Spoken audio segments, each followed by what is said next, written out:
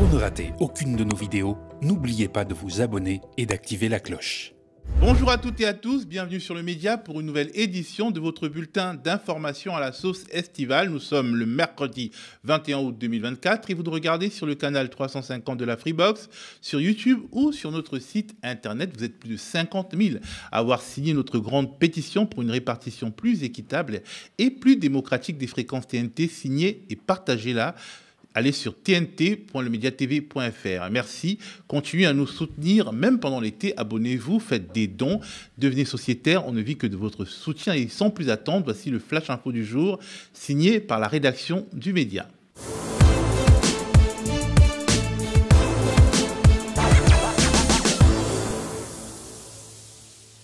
À quel moment les commentateurs politiques des médias dominants oseront-ils enfin prononcer l'expression coup d'État à propos d'Emmanuel Macron et de son gouvernement toujours en place un mois et demi après leur défaite lors des dernières législatives? Parce qu'enfin, nos dirigeants ne sont pas les meilleurs prestidigitateurs du monde. Il ne suffit pas de dire « abracadabra, ceci est un gouvernement démissionnaire » pour avoir le droit de sortir du simple registre de la gestion des affaires courantes et prendre toute une série de décisions importantes, ne reposant pourtant sur aucun socle de légitimité et dans un objectif transparent pour Emmanuel Macron, empêcher tout changement de braquet politique, poursuivre des choix austéritaires en matière économique, se servir de tous les ressorts autoritaires de la Ve République pour garder la main, épuiser la classe politique et au final coopter un Premier ministre à sa main en dépit d'une étiquette différente. Une stratégie très bien décryptée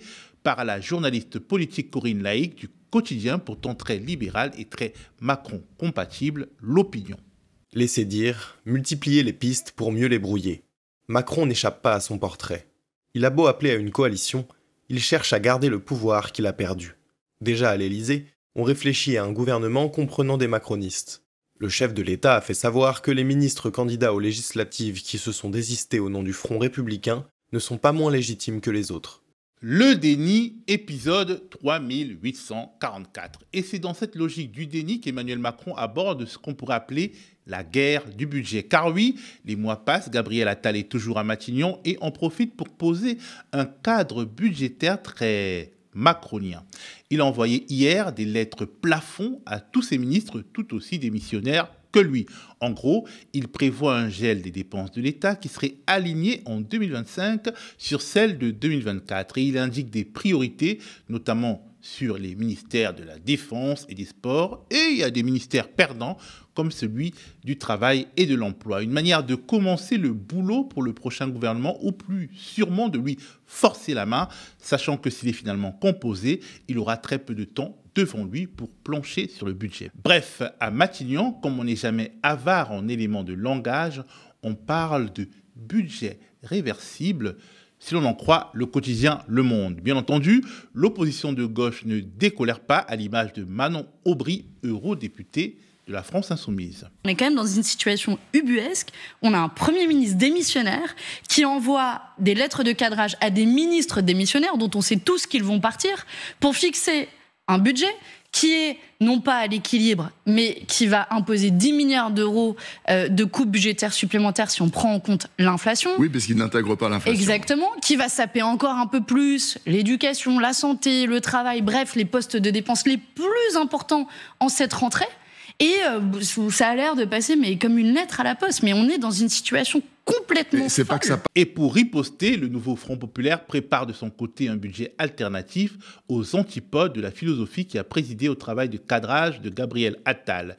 Le député socialiste Philippe Brun, membre de la commission des finances, a planché sur un projet de relance par des investissements massifs dans la santé, l'éducation, les transports de proximité ou la transition écologique. Des investissements à hauteur de 10 milliards d'euros financés, selon Lucie Casté, par la suppression de plusieurs niches fiscales et des mesures sur le patrimoine qui ne cibleront que les ultra-riches. Bref, un motif d'inimitié politique en plus pour Emmanuel Macron, présenté par les sociologues Michel Pinson et Monique Pinson-Charlot comme le président des ultra-riches, justement. 10 ans que la guerre russo-ukrainienne fait rage, accélérée par l'invasion du territoire ukrainien par la Russie de Poutine en 2022. Nous en avons parlé ici le 6 août dernier.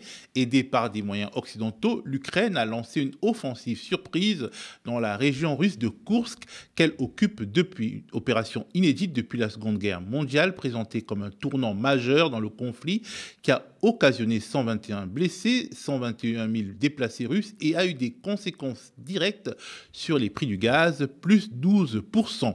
Au 20 août, comme vous le voyez sur cette carte, la situation évolue entre les régions de Soumy en Ukraine, d'où proviennent les forces ukrainiennes, et celle de Koursk en Russie, où la zone occupée en bleu s'étend sur plusieurs communes frontalières. Une occupation somme toute relative en comparaison avec les régions ukrainiennes sous domination russe, ici en rouge.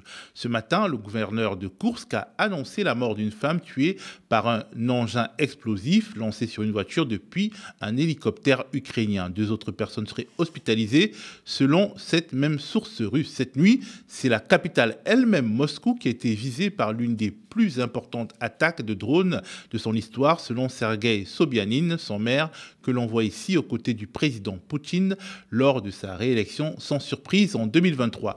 Selon le ministère de la Défense russe, ce ne sont pas moins de 11 drones qui ont été détruits au-dessus de la capitale, du territoire de la capitale Moscou et de sa région proche. Située à quelques 500 km de la frontière ukrainienne, la ville de Moscou avait déjà fait l'objet d'attaques d'engins qui avaient été détruits au-dessus du quartier d'affaires durant l'été 2023 et même au niveau du Kremlin quelques mois plus tôt. Au total, ce sont 45 drones ukrainiens qui ont été détruits par les systèmes de la défense aérienne russe dans la nuit de mardi à mercredi, tandis que les élections prévues en septembre dans la région de Koursk ont été reportées pour des raisons évidentes, sauf celle du gouverneur maintenue du 28 août au 5 septembre prochain. Pour finir, du côté ukrainien, 281 parlementaires de la Rada ont voté ce matin en faveur de la ratification du traité de Rome pour rejoindre la Cour pénale internationale, à suivre. Après les émeutes racistes et islamophobes qui ont secoué le pays, le gouvernement travailliste de Keir Starmer au Royaume-Uni relance les débats sur l'immigration. Ce matin, la ministre de l'Intérieur, Yvette Cooper, a annoncé de nouvelles mesures pour réguler l'arrivée de personnes migrantes sur le sol britannique, en promettant notamment de s'attaquer aux gangs de passeurs. Pourtant, le Royaume-Uni n'avait jamais enregistré autant d'arrivées irrégulières que sous le gouvernement conservateur de Rishi Sunak.